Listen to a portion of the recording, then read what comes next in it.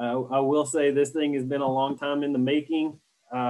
With COVID, we had this originally scheduled for sometime last year, and then COVID hit, and it was just kind of one thing after another. And I'm happy to be here and happy to say that we can have this presentation and talk about a lot of the cool things that we're doing with Ducks Unlimited and some of the footprints that we're covering across the Texas Gulf Coast and across the state of Texas. Again, I have about 30 slides or so, and just really it's mostly information on Ducks Unlimited, what we're doing, where we work, and how we are conserving wetlands. And then at the end, I'll be more than happy to answer whatever questions y'all may have. And so we'll just kind of get started. Again, my name is Taylor Abshier. I'm a regional biologist with Ducks Unlimited. My little bit about my background is I graduated from Texas A&M University, Kingsville in May of 2015. I had a couple of internships with the Texas Parks and Wildlife Department, one of those being in 2012 at the Chaparral Wildlife Management Area. And then I had a second internship at the Justin Hurst Wildlife Management Area in 2014, which is just off of Jones Creek, south of Lake Jackson. After I graduated from A&M Kingsville, I spent a year at the Welder Wildlife Foundation running their youth education program, K through 12, and working with several master naturalists on some banding programs. We had several college and university groups that came out that we worked with as well. And then I started with Ducks Unlimited in May of 2016 and have been with them over the last 5 years. So I'm going to start with a little bit of background about Ducks Unlimited, where we started, and kind of where we are today. And so Ducks Unlimited was founded in 1937 with a mission to conserve, restore, and manage wetlands and associated habitats for North American waterfowl. And these habitats also benefit other wildlife and species. And the vision of Ducks Unlimited is wetlands sufficient to fill the skies with waterfowl today, tomorrow, and forever. And so some of you may know Ducks Unlimited is broken into 3 different organizations and stretches across the entire flyway from Ducks Unlimited Canada, Ducks Unlimited Inc., all the way down into Ducks Unlimited de Mexico. And so we have the entire flyway covered with conservation with the goal to conserve this habitat for wintering and migratory waterfowl. And so Ducks Unlimited Inc. was actually founded as a way to funnel money into the Canadian prairies to conserve and restore the nesting habitat in that Canadian prairie and prairie pothole region. And it wasn't until, I believe, the 1950s before Ducks Unlimited started delivering large-scale projects in the United States. So where does DU work? As you can see here, we have several initiative areas, several priority areas that the Ducks Unlimited is working in. And so we have 4 priority levels that we have these habitat types broken down into, and they're based on breeding, wintering, staging habitats, which is kind of right there along the southern Great Plains. And so as that's broken down, it is also broken down into priority 1 and 2 levels, depending on where you are at in each of those categories. And so the prairie pothole region, the western boreal forest, is very, very important for these waterfowl species from a nesting perspective, nesting and brood rearing. And y'all may have heard about the severe drought that's going on in the prairie pothole region, and we're kind of in the 2nd year of that drought. And so it'll be interesting how these birds respond to that drought, and with COVID and the Canadian border being closed, we haven't had any midwinter or breeding bird surveys in the last 2 years. So it'll be interesting to see what these populations do without us monitoring them, and in the wake of the drought that we're currently in. Then you get down to the wintering ground. The Texas Gulf Coast into Louisiana is a priority area for Ducks Unlimited, and that's the region that I cover. It's 28 counties from the Texas border with Louisiana, so Orange County all the way down into Cameron County.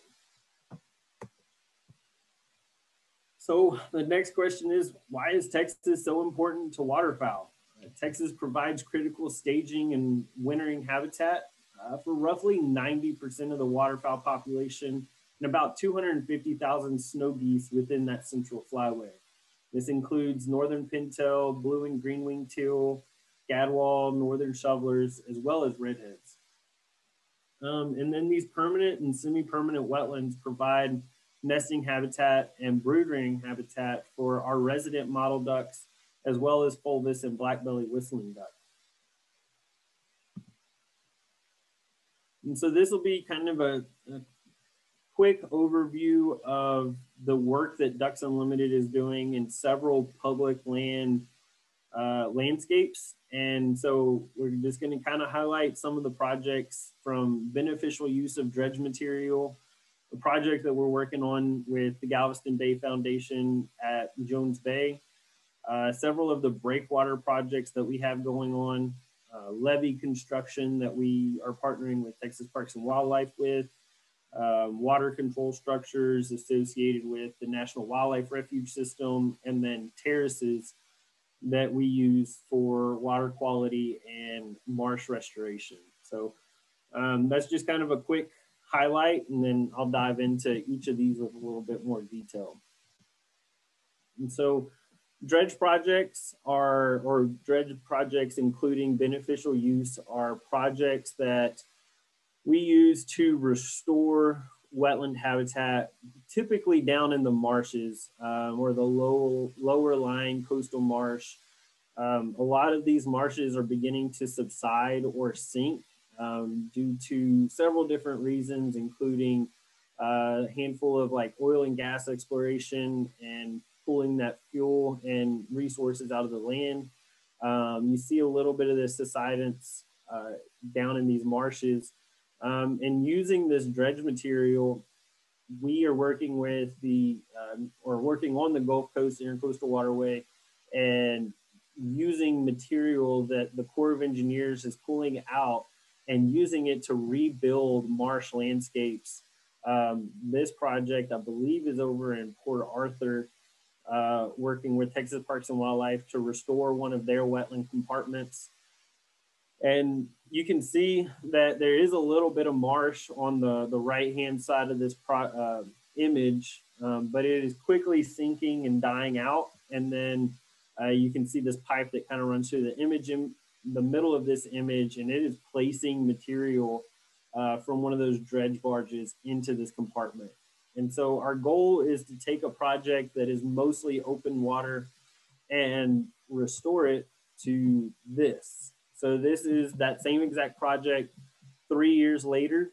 So we went in and filled that material in, and you can see that there is a little bit of open water left in here, but all of this is going to be, or has been restored to tidal marsh, which is historically what this landscape was made up of.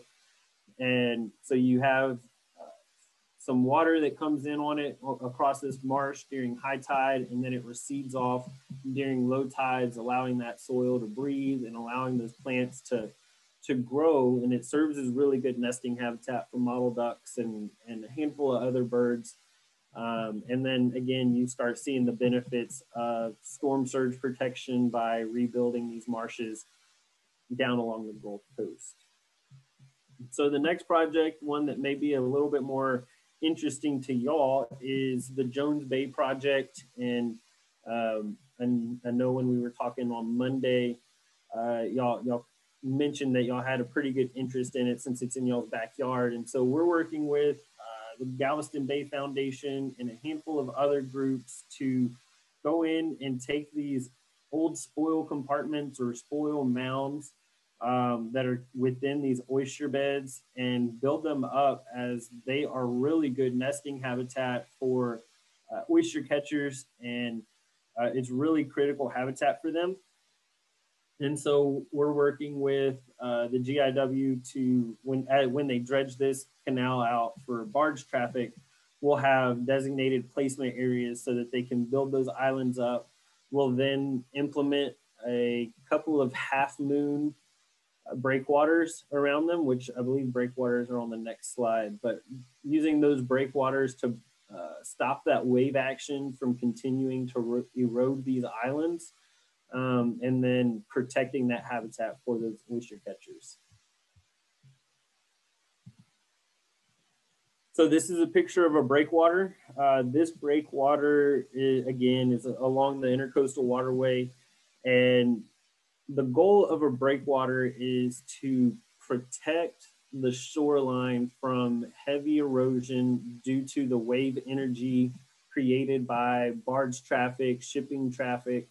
As y'all know, the GIW is a key part of the Texas economy, but at the same time, we have to protect these marshes and ensure that they are there for the future, because they also play a role in like storm surge protection, as well as wildlife benefits.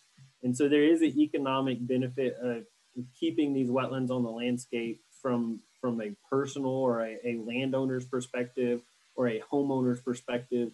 And so we'll go in, and we have identified several areas along the GIW where it is critical for DU and partners, whether that's DU doing the work or somebody else wants to step in and protect the shoreline. Because as you continue to get this wave fetch through these marshes, you continue to kill out the vegetation, and it turns into open marsh. And as the intercoastal breaks into some of these more freshwater wetlands, you start seeing that transition to a saline system. And so you have a conversion of habitat, which can continue to degrade that wetland further inland over time. And so we implement these breakwaters typically about a foot or so above sea level. And that is enough to stop that wave action. And then the goal of it is also to fill in that gap between the breakwater and the coastline. And so you can see a little bit of sediment falling out right here. And the ultimate goal of this is to revegetate this slough, if that's what you want to call it, all the way back to the breakwater. And so a couple of other project types that we have, one of them includes levees and water control structures. This is a project that we did in East Texas, working with Texas Parks and Wildlife Department. And you can see we constructed this levee. There's a large round water control structure here with the goal of flooding the property that is directly to the right, or in the right side of this image. And we're flooding for wintering waterfowl in this specific case. And this is on a wildlife management area that we are trying to just increase some of their habitat or available habitat on the landscape. This is a large 10-foot top levee with looks to be probably a 36-inch water control structure that they can use to manage the water depth and manage the wetland habitat that is created by this.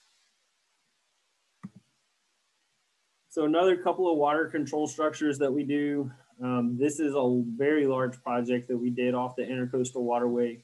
And here we are using these large water control structures. This is a 8-bay system that, with 8-bay meaning water control structure, system that we are using to manage water depths across several thousand acres of coastal marsh. And being able to do this allows us to hold that water depth at an optimal level for wintering waterfowl and or breeding waterfowl, specifically mottled ducks in this lower landscape. And then these are also fitted with flap gates on the south side. So you can see that barge that's running in the background.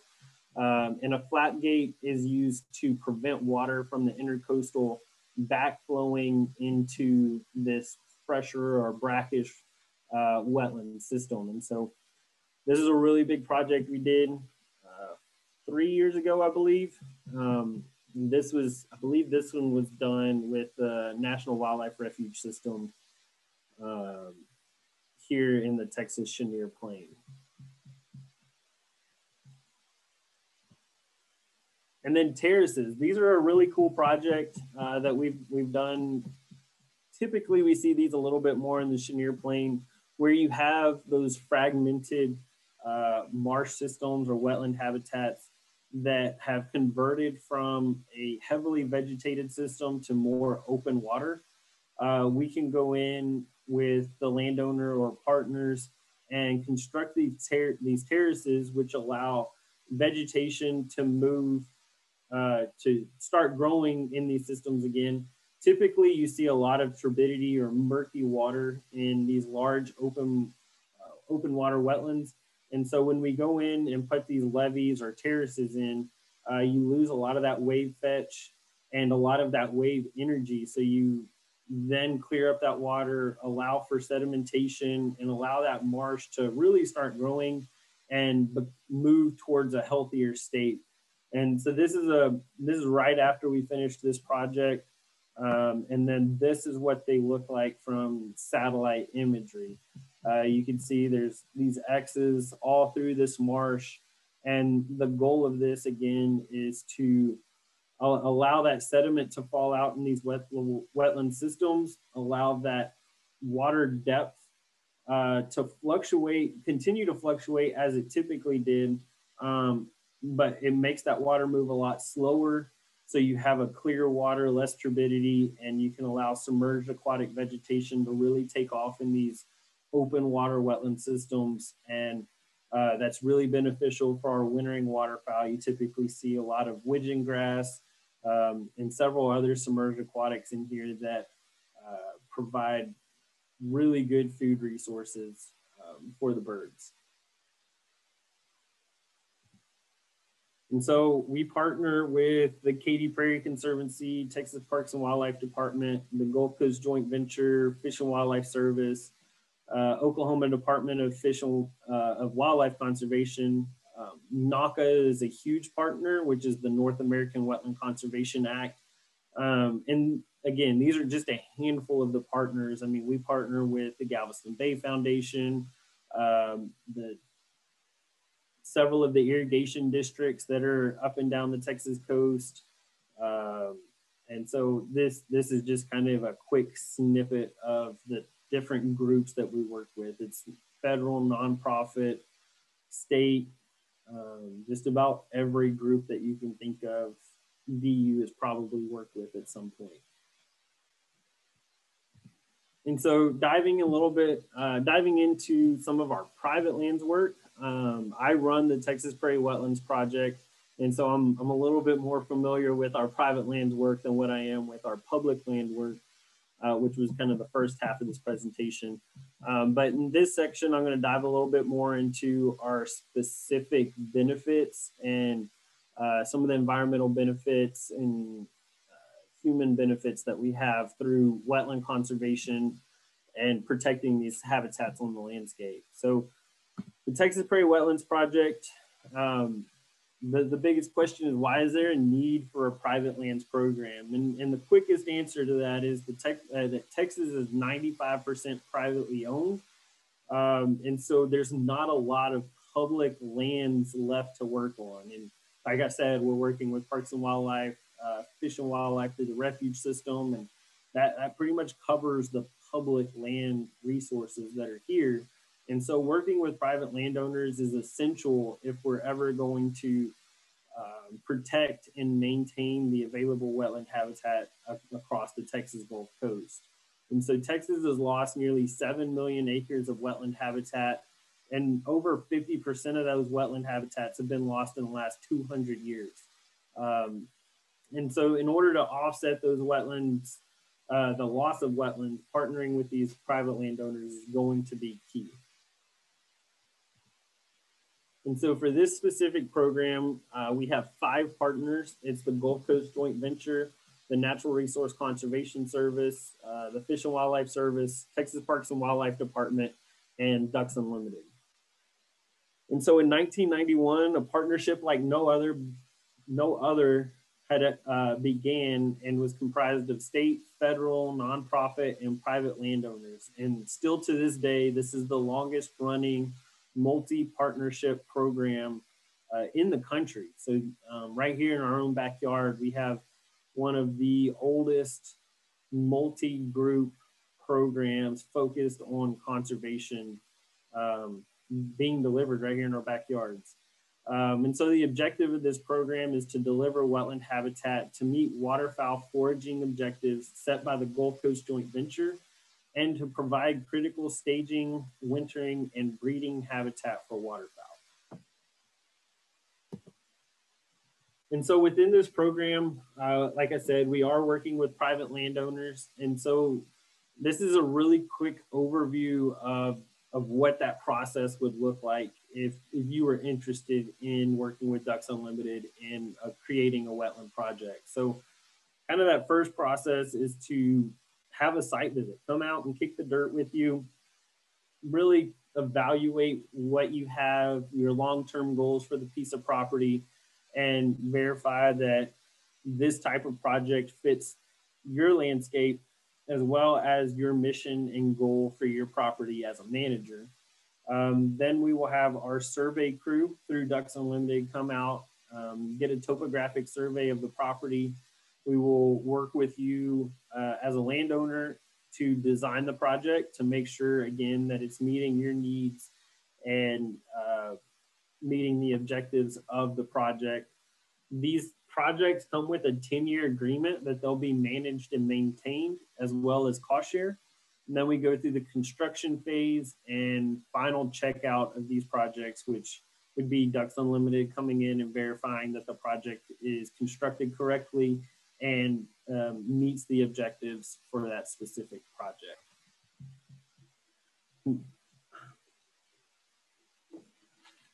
Excuse me. So for our wetland development agreements, again, these projects are for 10 to 15 years in length. We provide a cost share through our partners and some of the funding sources we have up to $300 an acre. And that is based on the flooded acres within the project.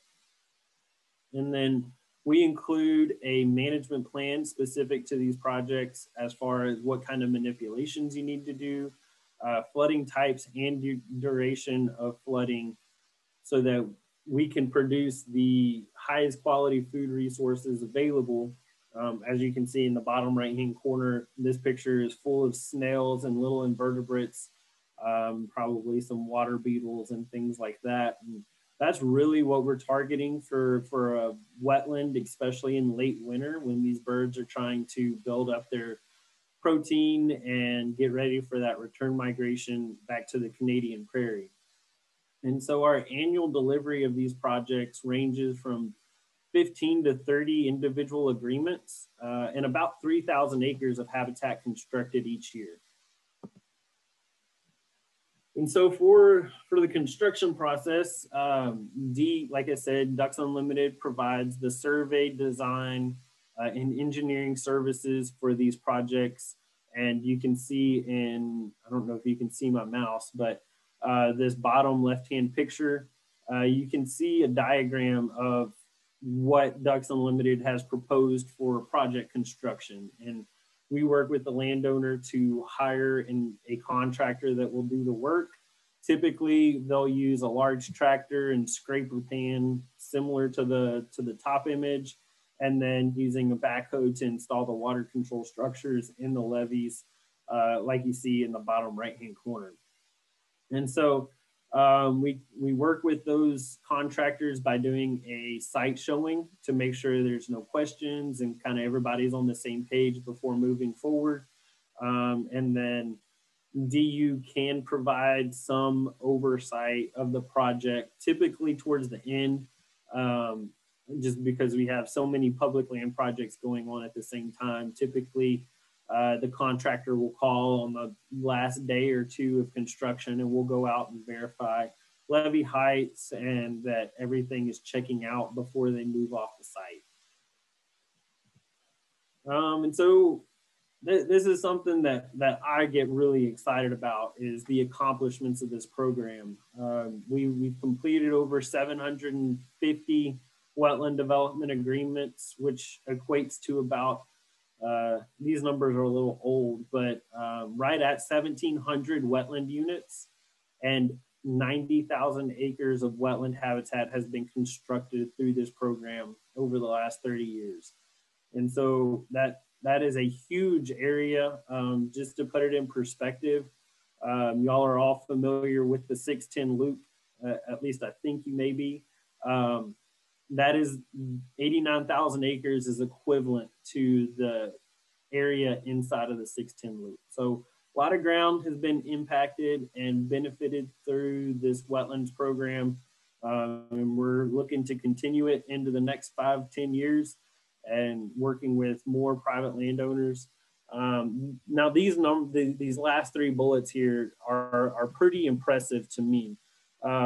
There's right at $30 million worth of wetland habitat, worth of funding that has gone to deliver this wetland habitat, and 15 million has been delivered through the program. So our partners and grant funding sources, but that other $14 million has all been invested by private landowners who are interested in the conservation of waterfowl and ensuring these wetland habitats are on the landscape for these birds to use. So not only is the program providing a cost share, but these landowners are invested enough to help fund these projects, right? They're really invested in the conservation mission of this program and what we're trying to do. So that really always gets me fired up about this program, and how excited I am that landowners are really committed to this conservation and ensuring these species have a place to forage and roost during the winters. And this is kind of a highlight slide of what we just talked about, but 30 years of conservation, 90,000 acres of habitat.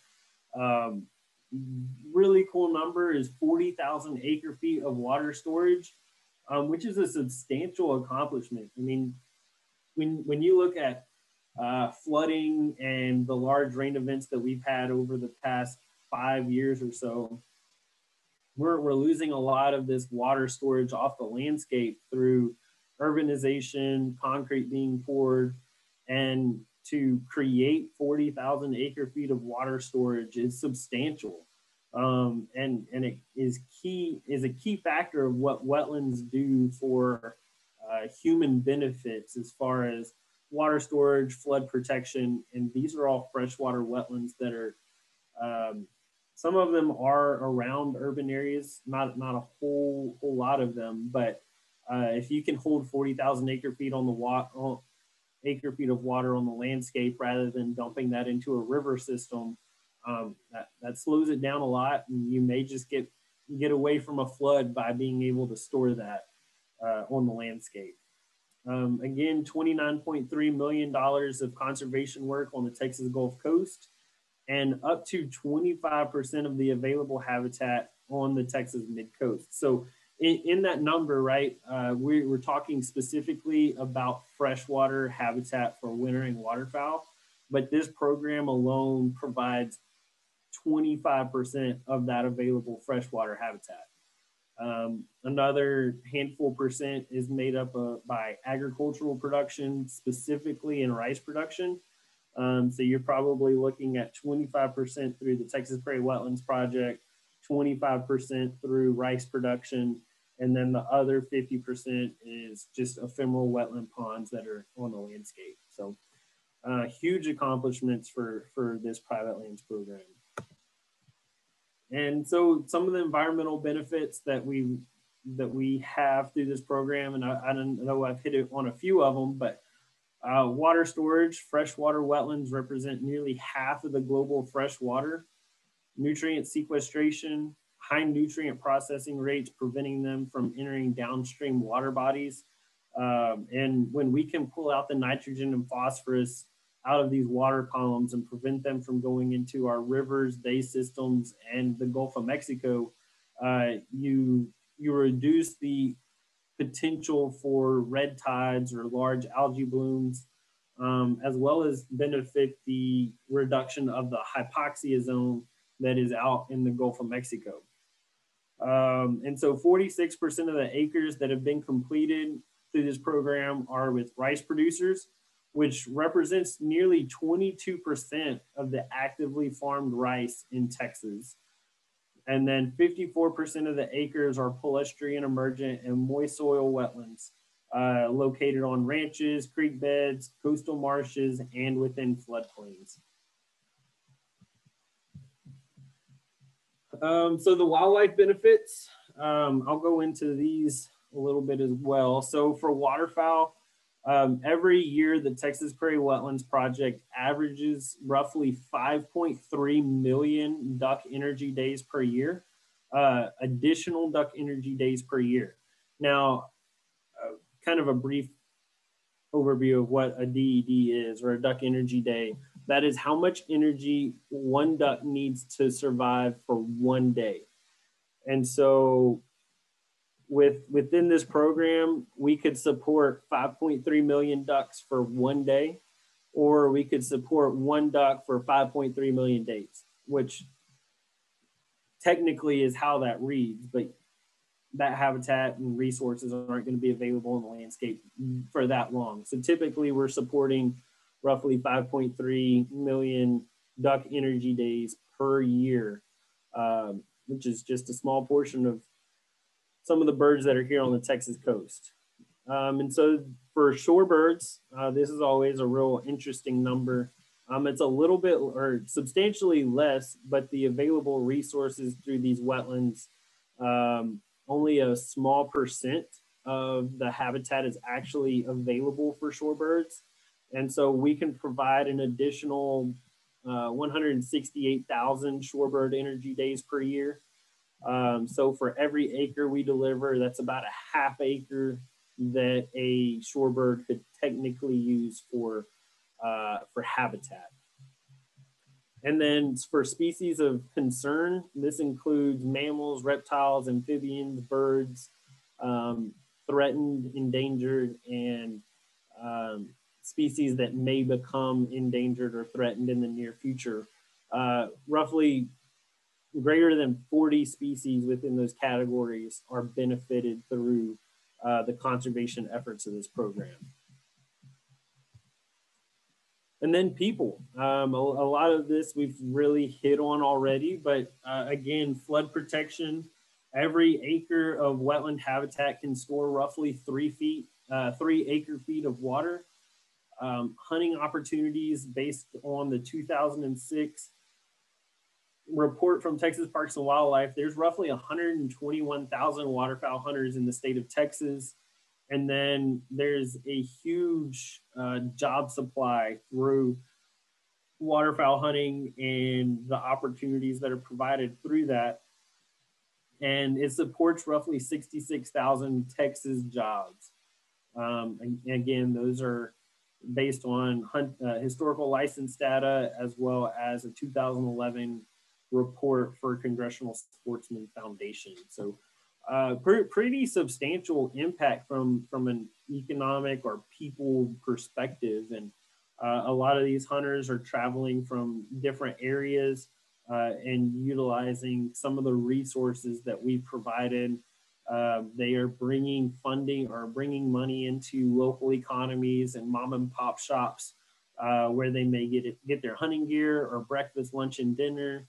They're using our local gas stations to fill up their vehicles. So it's a huge benefit to have this resource on the landscape and to partner with these private landowners to continue this waterfowl heritage and hunting heritage along the Texas Gulf Coast, as well as the benefits that it provides for shorebirds, waterbirds, as well as our large mammals and everything in between. And so the importance of management, this is a project that I worked with some private landowners on down in Matagorda County, where the wetland was completely choked out by cattail, cane, and several other species. And that's the picture on the right, was the before picture. And we partnered with them to do a little bit of herbicide work because there was no other means of getting into this site to do any kind of mechanical treatments. And so we treated this site with a helicopter in early October. And then the picture on the left is the same site from May, I believe, of the following year. So we transitioned from a heavily vegetated site that would not really be used by wintering waterfowl and converted it to a little bit more open water habitat with still plenty of cover for these birds to use. And there's a food resource available for them. And I don't know if you can see, but there's a red circle here on this right picture and a red circle on the left picture. Those are the same points. And so they're kind of looking in two opposite directions, but as a reference, that little red dot on both sides is that same specific point. So one was done with a drone, the other was done with a helicopter. So the importance of habitat management is key to prevent these wetlands from getting into a late successional state to where they will provide really good benefits for waterfowl, shorebirds, nesting birds. You'll get a lot of coots, gallinules using some of these higher mounds. And so this is just kind of a brief image of what that looks like. And so landscape scale conservation, we've covered a lot of information in the last 40 minutes or so. And this is some of the conservation work that Ducks Unlimited has done across the state of Texas. And so DU and our partners have funded over $69 million worth of conservation work. We've completed over 258,000 acres of habitat restoration. The state of Texas has 45,750 members within the organization. And then our grassroots fundraising, DU typically raises roughly $8.9 million for conservation efforts annually. That's a lot of money, and a lot of it going back into conservation and the programs that we have scattered across the state of Texas. With that, I'm going to wrap it up. I want to thank you all for the time to present to y'all this afternoon. Give y'all a little bit of information on the Texas Prairie Wetlands Project, as well as what Ducks Unlimited is doing along the Texas Gulf Coast and throughout the state of Texas. Two other things that are worth noting is that Ducks Unlimited has conserved over 15 million acres worth of habitat. That's a lot of ground, a lot of people's efforts, and a huge accomplishment. And then in 2019, the Texas Prairie Wetlands Project was recognized by Texan by Nature as a Conservation Wrangler recipient. And so we spent the year working with them on promotion and outreach and trying to figure out new marketing techniques to get this program out in front of newer landowners, and really just trying to drum up some new business for the conservation efforts that we're working on. And I believe TJ and the crew sent out the short, I think it's a 3-minute video about the Texas Prairie Wetlands Project. So if you get a chance, check that out. A lot of really cool pictures and video in there with some of the landowners that we work with. So I think that's all I have. If it looks like there's about 7 or so questions, and